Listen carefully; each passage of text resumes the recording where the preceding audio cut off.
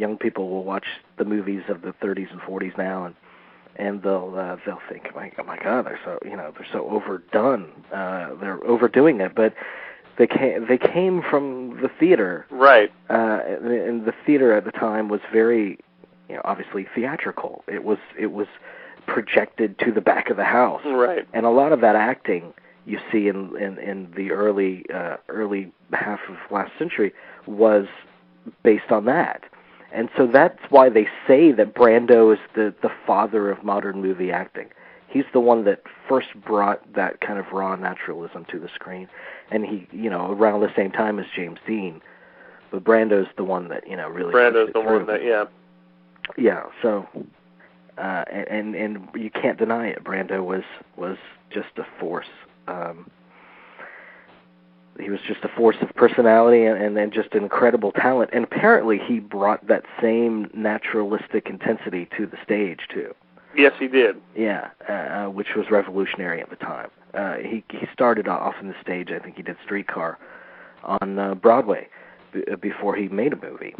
And right. I remember Pauline Kael talking about being in the theater opening night, and the actor came on. No, this was a different play. This was before Streetcar, something cafe that Brando was in. And she bowed her head when he made an entrance. She didn't know who he was because she felt embarrassed for him. She thought that he was having a nervous fit on stage. But it was all the behaviorisms of the character. And no one had been accustomed to seeing that level of performance before, that commitment before. And so when she looked up, she just started to become totally absorbed after she got over the initial shock. Right. Yeah. Yeah, there's that documentary that came out a couple of years on Broadway, The Golden Age, and that's when they talk about Brando. I mean, they just say when he first came on, it was just like this.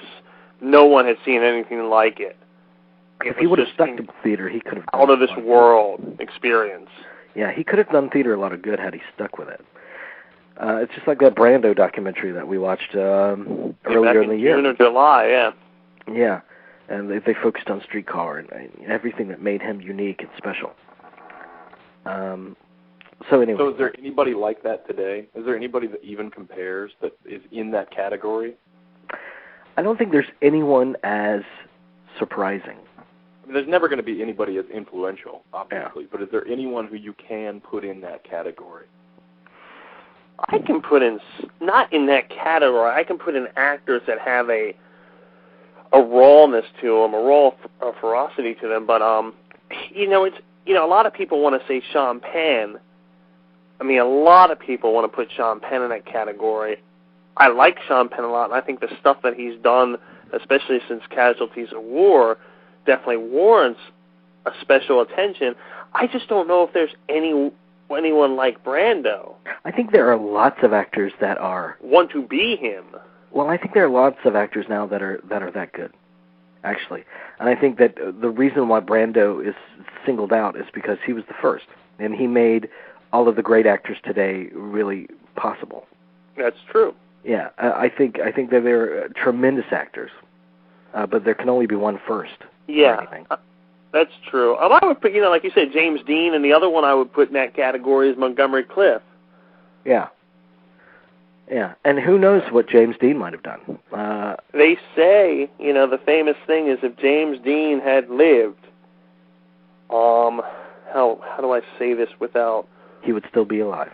Well, no, thank you. No, if James Dean had he lived, Brando, there would never have been this poison period in Brando's life in the 60s because he would have been that was the competition. He would have been competitive. He would have been very competitive, but when Dean dies, that competitive edge slowly goes away.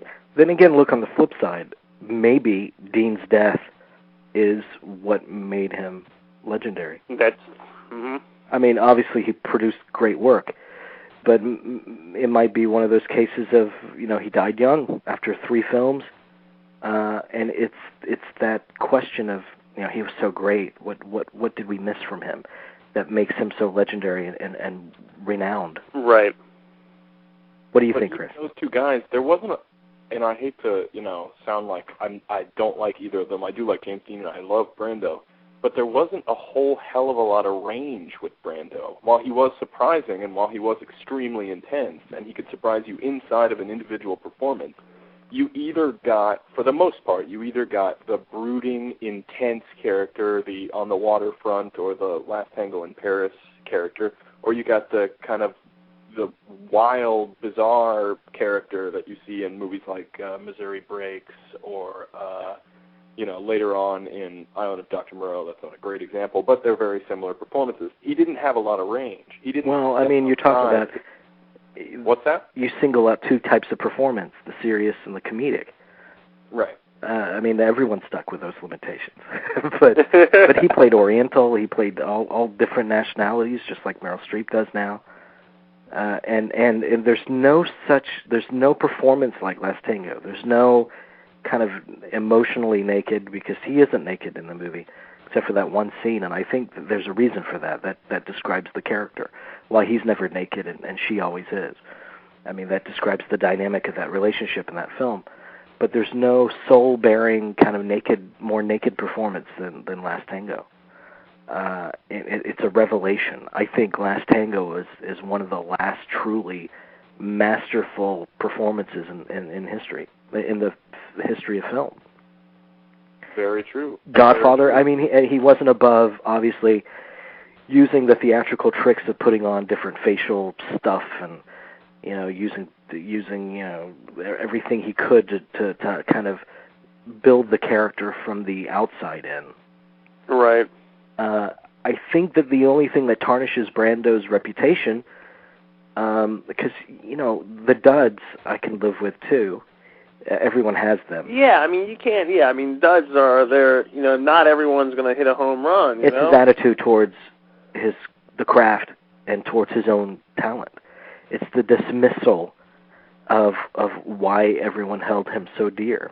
And it must have been a lonely place to live for him, in Brando's head.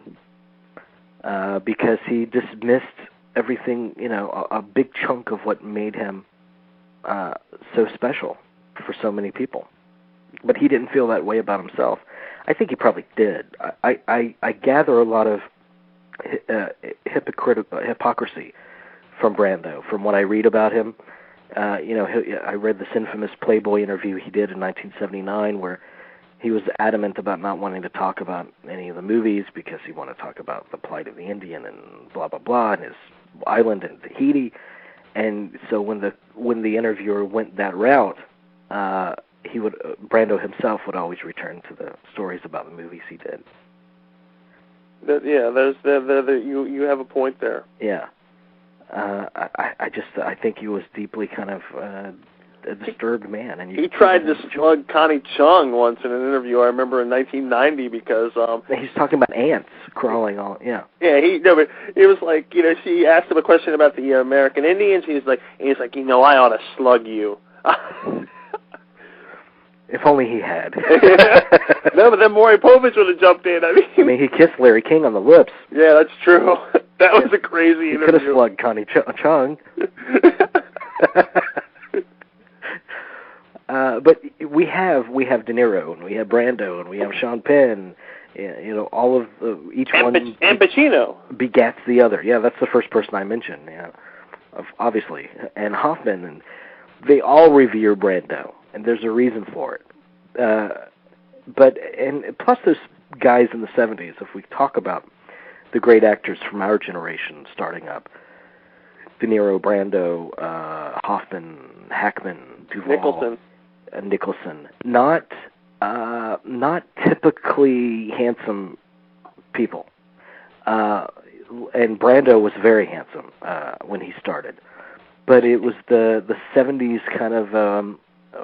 rebel youth kind of thinking outside the box thing that allowed them to cast and make stars out of people that weren't traditionally movie star handsome. And they weren't. I mean, they weren't the matinee idol look. True. Thank you. I was just waiting. I mean, that's what I guess you were hoping to say, a course of approval, but... and people wanted to see actors on the screen that look like them. I mean, it was about time. And do they still want to see that, though? I Yeah. I think we want it both ways. I think that's it. You just said it. We want it both. We do want it both ways. Depends on what we're watching. I mean, there's movies, and then there's stuff that we watch that we don't necessarily want to escape in, but we want to relate to. And I think it requires both. It requires the traditional movie star handsome, like I think that George Clooney is, and it requires somebody real looking, like take your pick somebody. Philip Seymour Hoffman. Exactly. There you go, Philip Seymour Hoffman.